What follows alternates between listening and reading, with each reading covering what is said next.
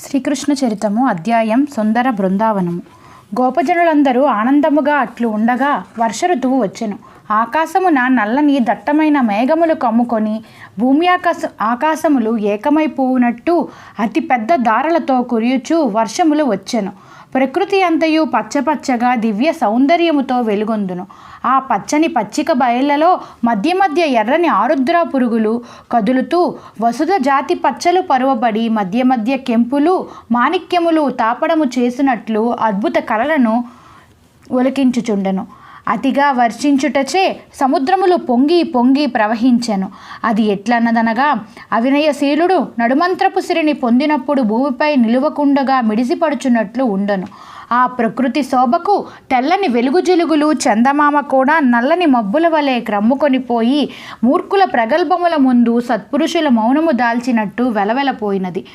ఆకాశమున ఇంద్రధనస్సు కూడా మూర్ఖుడైన రాజు చేతిలోన విల్లువలే కళాహీనమైపోయెను. నల్లని మబ్బుల వెలుక తెల్లని వెగ్గురు పక్షుల వరుస కులభ్రష్టుని ఎడల శిష్టాచార వంశుడు చేసిన ప్రాయశ్చిత్త క్రియ వలనే భాషించెను. మెరుపులు కూడా అతి చంచలముగా మెరిసి మాయమై సాగెను. గడ్డి దుబ్బులు చాలా ఎత్తుగా ముసురుకొని బాటలు కనిపించకుండా పోయాయి. అదెట్లు ఉన్నదనగా, అనేకార్థములుగాను పెడ అర్థములతోనూ మాట్లాడు మూర్ఖుల మాటల వలె అస్తవ్యస్తముగా పెరిగిపోయాయి. నెమళ్ళు పక్షులు మిక్కిలి ఆనందంతో నాట్యము చేయసాగెను.